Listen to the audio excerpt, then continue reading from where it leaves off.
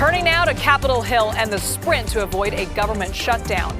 Lawmakers have until Friday night to pass a 1,500-page bill, or else federal agencies will be on the brink of closing. Critics are coining it the cramnibus, and Democratic votes will be needed by the dozens to get it through. Now, some of the items in this bill: over $100 billion for disaster relief, a pathway for D.C. to negotiate with the NFL's Washington Commanders for a possible stadium, and a commitment for the government to pay the full cost to rebuild Baltimore's collapsed Francis Scott Key Bridge. Now, if this bill passes, it will fund the government until March. The Wall Street Journal's senior political correspondent Molly Ball joins us now. Molly, thank you so much for being with us. They are calling this bill the Christmas tree. Why are they calling it that, and what more is in this bill? Well, it's a Christmas tree because it's covered in ornaments and seemingly everything. You know, the bill the bill to simply fund the government is sort of the tree, but all of the things hanging off it that it's been decorated with, this is what we're hearing a lot of objections to from Republicans in the House of Representatives. Now, the nitty-gritty of this is that House Speaker Mike Johnson has a very narrow four-seat Republican majority.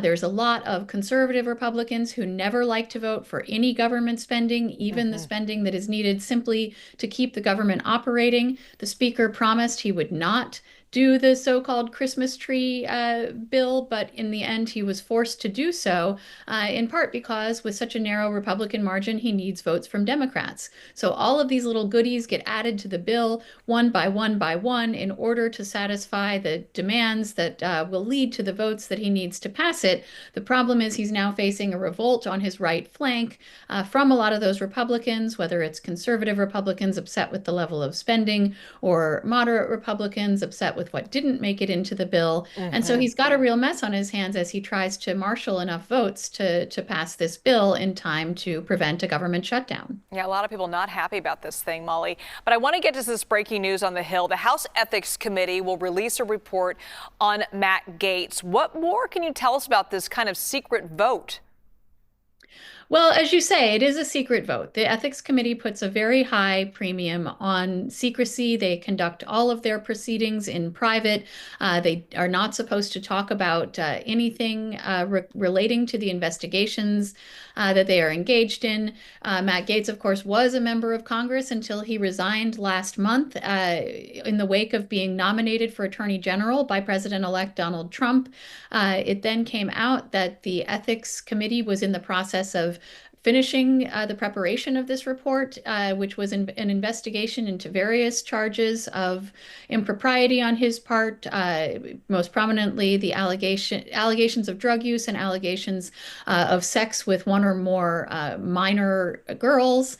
And so on the eve of that report potentially being released, he resigned his seat in Congress. His nomination as Attorney General was then withdrawn. The Ethics Committee has met since then and had not decided what to do. Now that he's a former member, it has occasionally been the case that the Ethics Committee has released investigations of members over whom they do no longer have jurisdiction, but it's been relatively rare in the past. So we don't know what is behind this decision, what's behind this vote that has apparently been taken.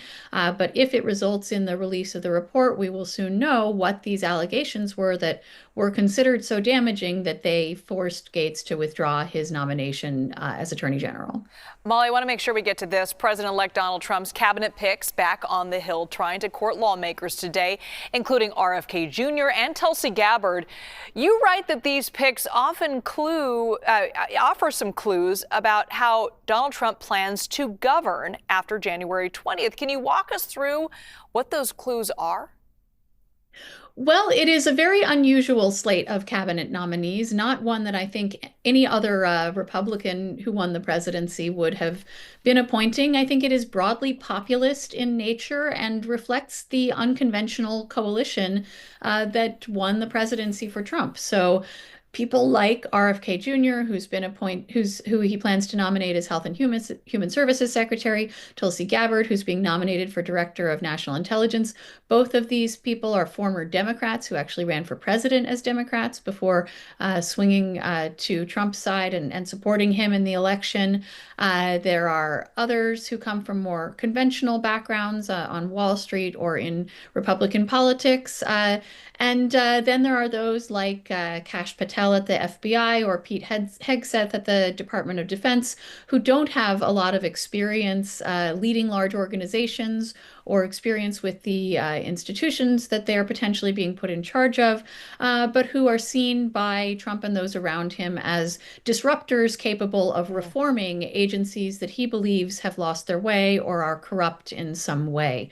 So, if all of these nominees get confirmed, I think we're going to see a very unusual sort of a team of rivals in terms of the various ideologies at play. They are all expected to be loyal to the president and follow his orders.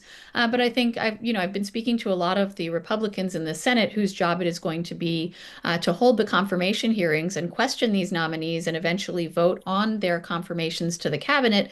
And they do have a lot of questions about where the nominees stand on various issues, whether it's RFK's skepticism about vaccines, Tulsi Gabbard's flirtations with sympathy with Putin's Russia.